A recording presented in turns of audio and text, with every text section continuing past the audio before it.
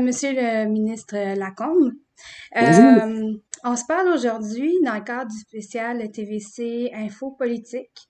Euh, Vous êtes le député de Papineau, mais aussi le ministre de la Culture et des Communications, le ministre responsable de la jeunesse et le ministre responsable de l'Abitibi-Témiscamingue et surtout pour ici l'Outaouais. Exact. Donc, c'était tout désigné de vous inviter pour pouvoir discuter avec vous de différents dossiers. Mais avant tout, comme c'est un spécial politique, je demandais à mes participants pourquoi, en fait, ils s'étaient impliqués en politique, puis expliquer un petit peu aux téléspectateurs comment ils en sont venus à s'impliquer comme ça. Ben, j'ai toujours, je dirais, eu cet intérêt-là pour le service public. Mhm. Et je me rappelle quand j'étais ado, j'hésitais en beaucoup de choses, mais principalement la politique puis le journalisme. Puis tu sais, dans les deux, il y a cette notion-là d'intérêt public puis de servir la communauté de Oui. façon bien différente, mais en même temps, il y a Mhm. une certaine similarité aussi, bien qu'il y ait des différences. Donc, Oui. puis ben, je me suis dit, je vais vivre ma passion pour le journalisme avant, parce que l'inverse est plus difficile. Pendant une dizaine d'années, j'ai adoré ça. Oui. Puis à un moment donné, ben, l'opportunité est arrivée à un moment où je m'y attendais pas du tout. J'étais chef d'antenne ici à TVA, Gatineau, Ottawa. Mhm. Ça faisait déjà 4 ans, j'avais beaucoup de plaisir. Le téléphone a sonné. Et puis, on m'a demandé si je voulais être candidat pour la coalition Avenir Québec dans Papineau. Puis, au départ, j'ai dit non. OK. Une fois, deux Mhm. fois. Mais là, à un moment donné, je me suis dit, bon, le train est en train de passer, Mhm. puis j'ai envie de contribuer, j'ai de l'énergie. Puis surtout, ça faisait bien des années que je voyais à quel point la région accumulait du retard. Puis, tu sais, Mhm. j'interviewais là, les décideurs, Oui. j'interviewais les gens qui disaient que ça n'avait pas de bon sens. Mhm. Puis, j'avais envie là, de faire le petit pas de plus, puis de moi-même participer, pas juste regarder, mais Mhm. participer autrement qu'en posant des questions, en posant des gestes. Donc, Mhm. ben, à la fin, j'ai fait le saut, puis ben, la suite, vous la connaissez, j'ai été élu en Oui. 2018, puis réélu en 2022. D'ailleurs, félicitations. Merci. Donc, si on parle un peu les dossiers là, par rapport à l'Outaouais, puis aussi euh, de Papineau et cette région-ci, Oui. récemment, votre gouvernement a investi 8,2 millions dans l'usine Fortress de Tursault. Est-ce que vous pouvez nous expliquer un petit peu le choix de cet investissement? Ben, vous savez, c'est un dossier qui est délicat, ce dossier de Fortress, parce Mhm. que on est dans une situation où c'est une entreprise qui est importante. C'est un lieu qui est important pour notre région parce qu'évidemment, il y a Mhm. beaucoup d'emplois qui y sont. Puis parce que ça fait aussi partie de toute la structure de l'industrie forestière. Oui. Donc, c'est important pour ça. En même temps, on gère des fonds publics. Mhm. Puis, il faut toujours se poser la question, est-ce qu'on est en train de les gaspiller ou on est en train de les investir, puis qu'il y aura des retombées, puis que ça vaudra la peine? Oui. Puis dans ce dossier-là, on est toujours un peu sur cette ligne-là. Donc, oui, on a décidé de remettre de l'argent parce Mhm. que depuis le début, on a dit qu'on serait au rendez-vous, parce qu'il y a des acheteurs en ce moment qui ont des projets puis qui sont sérieux. Donc Mhm. là, ça nous donne espoir. Puis si on veut que ça puisse se concrétiser, il ne faut pas laisser l'usine à l'abandon. Il faut qu'elle Mhm. soit chauffée. Il faut qu'on soit capable de la conserver en bon état. Donc, c'est la raison pour laquelle on a remis de l'argent, parce qu'on ne veut pas laisser tomber les gens, mais en même temps, je suis Mhm. aussi obligé de dire, à un moment donné, il faudra que ça débouche Oui. ou qu'on prenne une décision de passer à autre chose Mhm. parce que c'est l'argent des gens qui nous écoutent qu'on investit dans l'usine, puis il faut que ça donne des résultats. Mais à la décharge aussi, si on veut, euh, de l'usine Fortress, ça génère quand même assez de revenus pour le gouvernement québécois, là, quand que, si on veut, est en fonction. Tout à fait. Et ça fait partie aussi de la structure de l'industrie forestière dans la région. Donc, c'est exactement pour ça qu'on ne tourne pas la page en disant, ben, écoutez, c'est une Mhm. entreprise privée qui s'arrange avec leurs Ouais. problèmes. On est conscient que ça a des retombées économiques positives, Oui. ne serait-ce qu'à Tursault, mais qu'en plus de ça, ça contribue à toute la chaîne forestière en Outaouais. Donc, c'est un Oui. des maillons. Fait que c'est pour ça qu'on est présent au rendez-vous puis qu'on met de l'argent sur la table. Tu sais, depuis plusieurs années, là, c'est plus de 140 millions de dollars qui ont été investis dans Oui. l'usine. beaucoup d'argent. Mais beaucoup. là, à un moment donné, il faut Mhm. que ça donne un résultat. On est en train d'évaluer les derniers projets, puis on sera en mesure par la suite de faire les annonces qui vont suivre. Mhm.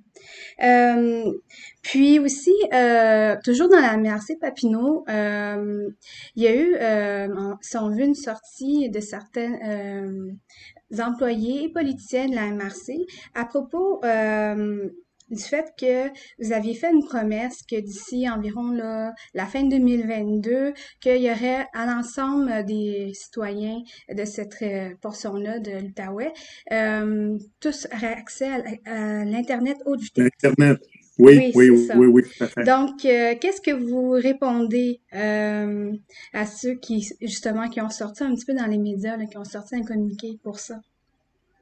Ben, je dirais que il faut remettre les choses en perspective. Honnêtement, là, il faut vraiment remettre les choses en perspective. Regardez d'où on part. Depuis le début des années 2000, Mhm. tous les gouvernements ont promis aux citoyens de les brancher à Internet haute vitesse. Ça a parti avec Jean Charest au début des années 2000, qui avait fait cette promesse-là de faire ça dans son mandat. Puis la vérité, là, c'est que ça n'a jamais avancé parce que c'est un OK. dossier compliqué. L'élément compliqué dans tout ça, c'est que le fournisseur d'Internet, Oui. Vidéotron, Bell, par exemple, pour lui, c'est pas payant d'aller brancher les citoyens au fond du rang à Duhamel parce que ben, ces citoyens-là sont peu nombreux, puis pour Mhm. l'entreprise, c'est pas rentable. Fait qu'il faut que le gouvernement soit là, qui donne une subvention, puis qui Mhm. permette au travail de se faire. Nous, on est arrivé en 2018, on a promis qu'on ferait ça pendant notre mandat, OK. puis on a accompli là, un bout de chemin vraiment très, très, très, très important. On l'a presque fait en totalité, malgré la pandémie. Mhm. Fait que je pense qu'en 4 ans, notre bilan est pas mal meilleur que tous les autres gouvernements en 20 ans avant. Ça, c'est la première chose. Fait que je pense qu'on a un bon bilan.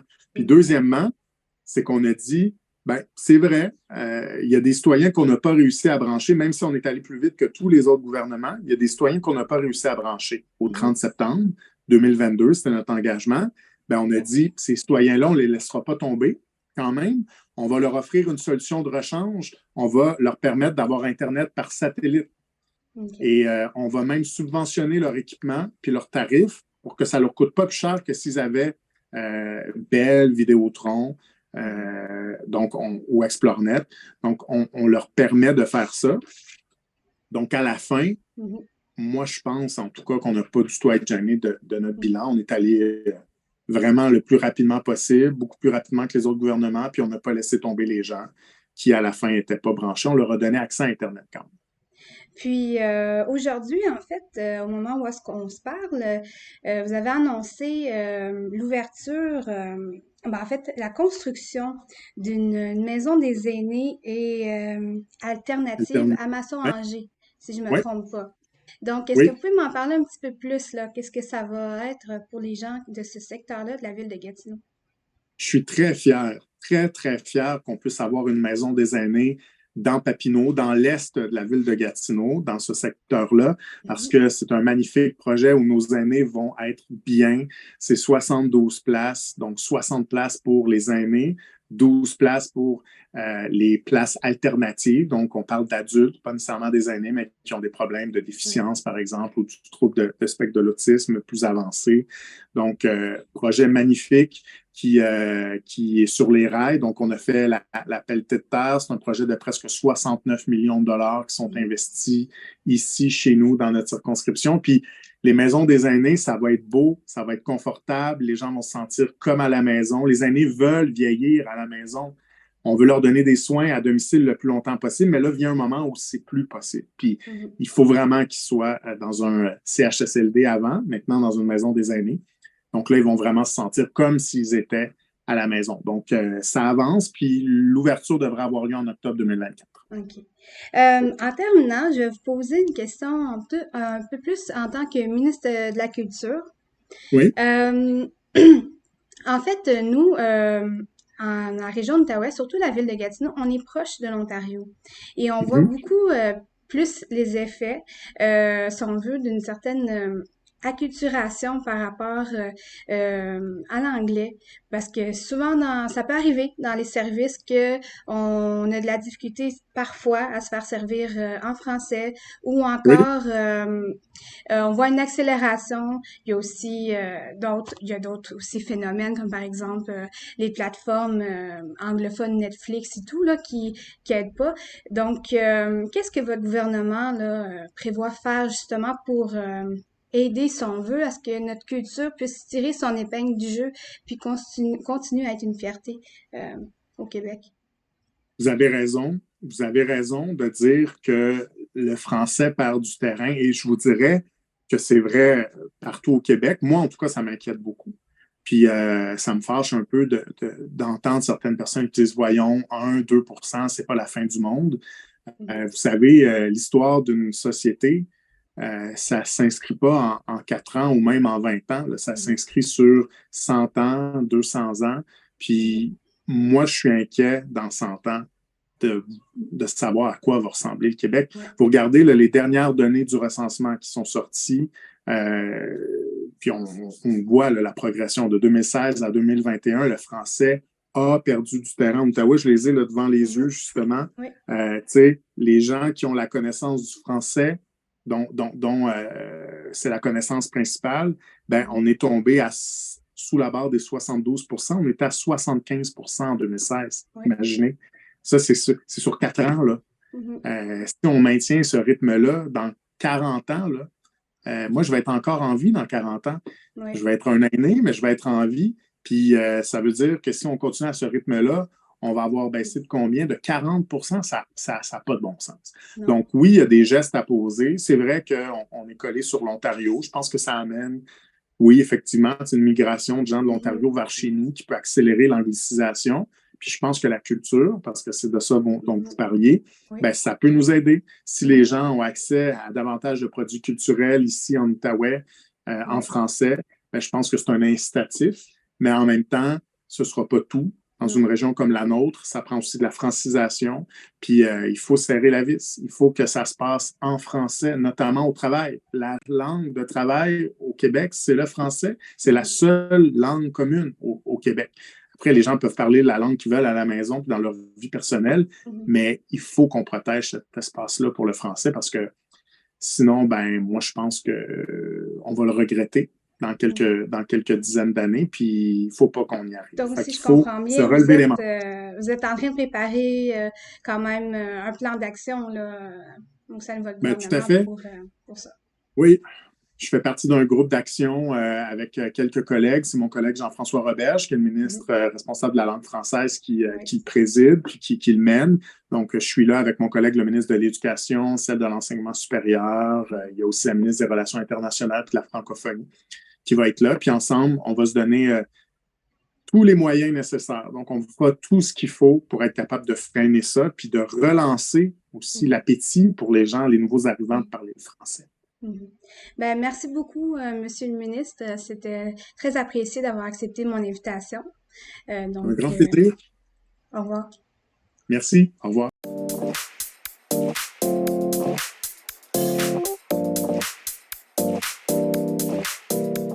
Bienvenue, Monsieur Lauzon. Je vous remercie beaucoup d'avoir accepté encore une fois d'être présent au TVC Info pour ce spécial politique. Ben, c'est un plaisir pour moi d'être ici. Oui, puis en plus, donc c'est sûr, puisque vous êtes député fédéral d'Argenteuil, la petite nation, donc c'était tout indiqué là, de vous inviter. Ben, merci. On va faire un tour d'horizon sur vos dossiers, mais avant, pour que nos téléspectateurs comprennent mieux les raisons de s'impliquer en politique, j'aimerais que vous me parliez un petit peu de votre parcours. C'est une continuité dans ma vie. J'ai débuté à Gatineau comme conseiller municipal de 2009 jusqu'à 2013. Une bonne école d'être Oui. municipal. Et j'ai fait le tremplin au fédéral là, en 2015. Puis comment vous trouvez ça au fédéral comparativement au municipal et différent? Ben, c'est deux mondes complètement différents. Ben, c'est des budgets pareils, sauf c'est plusieurs zéros de plus là, quand on gère un pays. Effectivement, c'est pas les mêmes dossiers, mais tout ce que j'ai appris au municipal me sert grandement comme député fédéral. Quand les citoyens ils m'appellent puis ils me demandent, souvent les gens sont mêlés entre les paliers du gouvernement municipal, provincial ou fédéral. Donc, je suis là pour éclaircir parce que j'ai de l'expérience là, dans différents paliers. Donc, je peux apporter du bien là, aux citoyens qui ont des interrogations. C'est parfait. Puis en ce moment, les dossiers qui sont, selon vous, là, importants, que vous suivez de près pour les citoyens, justement, là, de votre circonscription? Bien, le dossier, le plus gros dossier, ma plus grosse réalisation à vie en politique, c'était le déploiement du réseau Internet. C'est un engagement que j'ai pris, on en parlait en 2015. On a eu le premier 150 millions d'investissements au fédéral. Et là, on a été un modèle pour le Canada. Et puis, on est rendu tout près de 2 milliards d'investissements là-dedans au Canada. Donc, c'était un bon coup là, d'avoir revendiqué à partir de la création d'un caucus rural pour représenter les petites collectivités, les petites communautés, pour qu'on puisse arriver à avoir de l'intérêt de notre gouvernement de déployer l'Internet. Ça, c'était la plus grosse réalisation. Puis, si je peux continuer sur ce dossier-là, je sais qu'il y a encore quand même des améliorations à apporter pour ceux qui, surtout qui vivent en situation plus éloignée, surtout dans votre comté, là, justement, là, comme certains politiciens, puis membres de la MRC Papineau ont envoyé un communiqué de presse à ce sujet-là. Concernant, en fait, c'était plus pour le au provincial, interpeller le gouvernement qui avait fait aussi une promesse. Moi, ma promesse, c'est 2026. C'est ça, 2026. OK. Notre promesse à nous, fédérale, c'est 100% branché 2026 dans ma circonscription. OK. Maintenant, j'ai eu un bon coup de pouce du gouvernement du Québec. Avec les deux députés, Mathieu Lacombe et Agnès Grondin dans l'autre extrémité.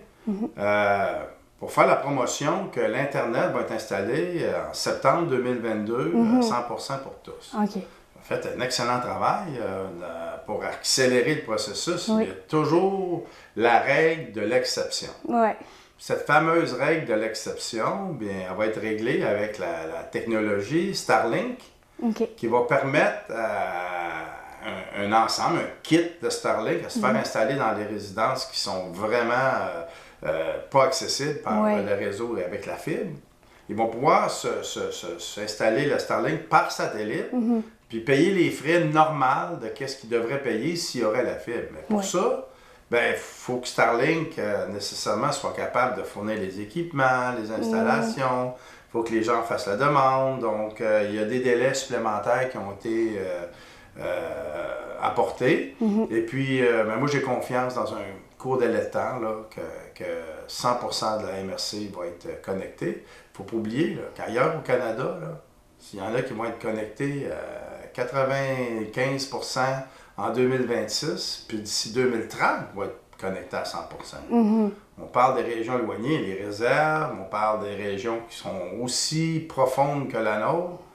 On a un net avantage aujourd'hui de pouvoir dire qu'on a plus de 95% d'usagers qui ont accès à Internet haute vitesse. Puis, est-ce que vous suivez un autre dossier en ce moment aussi, là, par rapport...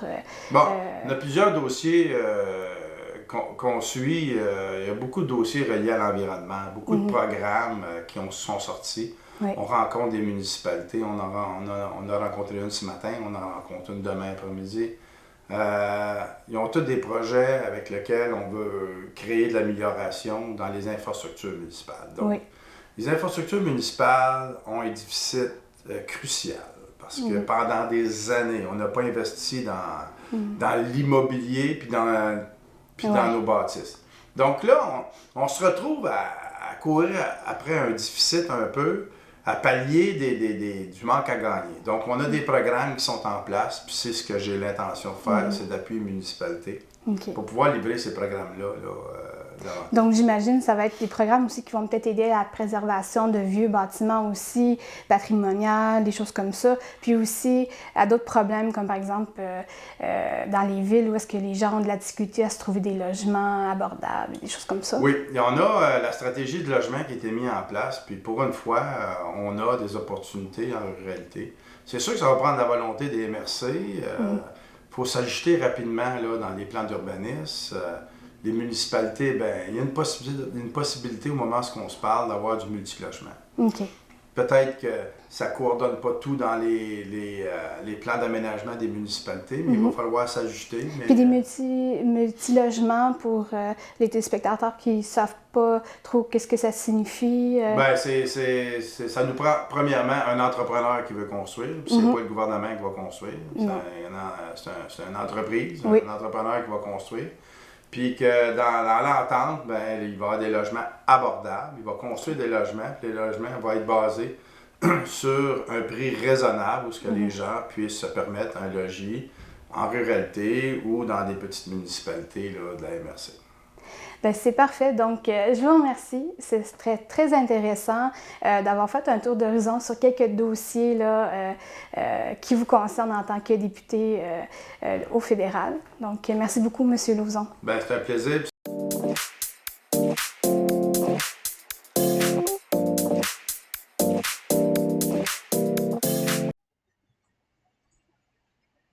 Bonjour, Monsieur Louis XVI. Vous êtes le maire de Lange-Gardien.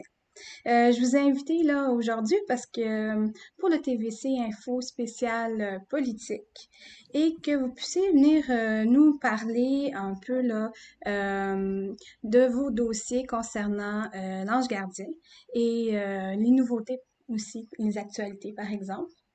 Mais avant tout, j'aimerais vraiment ça que vous puissiez, pour un petit peu que les téléspectateurs comprennent pourquoi les gens ils s'investissent en politique, votre parcours, puis qu'est-ce qui vous a emmené à devenir maire de l'Ange Gardien. Donc, merci de l'invitation. Moi, je suis résident de l'Ange Gardien depuis 1989. Donc, je suis arrivé dans le district des Arpents-Verts en 1989. Et déjà là, j'avais le goût de m'impliquer dans ma communauté, de m'investir, de donner de mon temps. Et puis, c'est de là que ça a débuté parce qu'aux Arpents-Verts, il y avait un parc. Et puis, j'ai fondé avec des gens du quartier un organisme à but non lucratif pour justement mettre ce parc-là en vie. Je m'y étais investi beaucoup comme bénévole pour la communauté. Je trouvais que tu peux faire une différence dans ta communauté quand tu t'investis puis que tu donnes de ton temps. Et puis, est venue les élections en 1995. Donc, je me suis présenté comme au poste de conseiller du district des Arpents-Verts en 1995. Et j'ai été élu pour la première fois en novembre 1995. Et depuis 1995, je fais toujours de la politique à l'Ange Gardien. Donc, les gens qui me connaissent savent très bien que je suis passionné de ma municipalité, je suis fier de la municipalité chez nous. Donc, si on va, par exemple, sur les différents dossiers, là, si on veut, d'actualité qui concernent l'Ange Gardien, est-ce que vous pouvez m'en parler un petit peu plus? Une école qui a reçu un nouveau territoire, des choses comme ça. Exact. Donc, ça, c'est dans ce que je vous dirais en septembre prochain, en 2023, ça va être l'ouverture de la première école primaire dans la municipalité de l'Ange Gardien. Donc, c'est notre première école qui va faire son ouverture. Donc, c'est une école qui nous a été attribuée dans le premier mandat du ministre Lacombe, que le gouvernement de la CAQ a octroyé à la commission scolaire à l'époque. Dans le fond, c'est, je vous dirais, la croissance démographique de l'Ange Gardien et des alentours justifiait aussi une nouvelle école primaire. Donc, est-ce qu'il y a d'autres dossiers que vous suivez de près en ce moment là, pour les citoyens?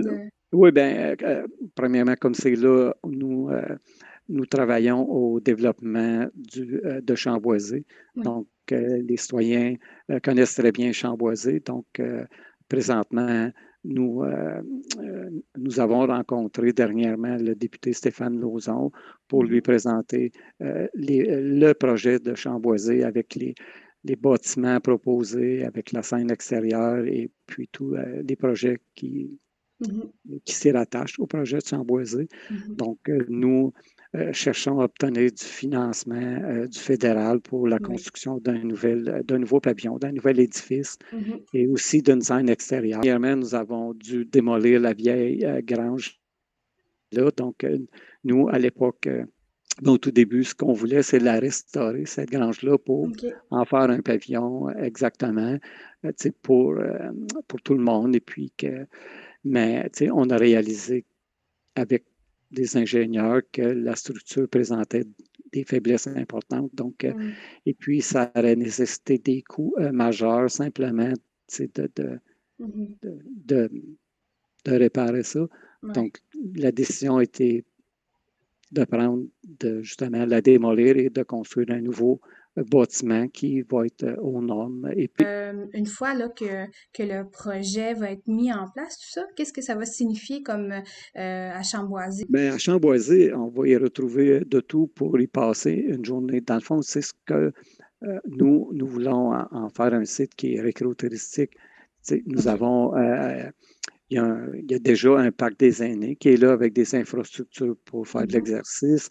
Il y a, on a une entente avec la Corporation plein air aussi qui organise des activités à Chamboisé. On a un sentier des arts avec des œuvres d'art internationaux qui sont sur le site. Ben, en même temps aussi, ben, il y a plus de 10 km de sentiers que tu peux aller marcher, même là, aller faire de la raquette ou même en été. Comme je vous dis, avec l'entente de Corporation plein air, ben, il y a des activités qui organisent sur le site à l'été, que ce soit au niveau même de faire de la pagaie et ces choses-là. Également, ben, nous, on veut construire une scène extérieure pour produire des spectacles à l'extérieur sur le site de Chamboisé. Donc, et dans le pavillon, avoir un pavillon avec probablement de la restauration où les gens pourront aller s'asseoir même sur la terrasse, voir un spectacle, avoir la rivière en arrière-plan de la scène. Donc, c'est un site qui est magnifique. Donc, et puis, ben, on avait travaillé aussi sur le développement d'un sentier lumineux à la toute fin, un peu dans le même concept que Moment Factory font à Foresto Lumina ou à Tremblant. Il y a des sentiers lumineux, mais ça, ça serait vraiment la dernière étape finale lorsque le pavillon va être là. Fait que dans le fond, ce qu'on va vouloir, c'est que les gens viennent y passer la journée. Ben, je vous remercie beaucoup, M. Louis XVI, pour cette entrevue.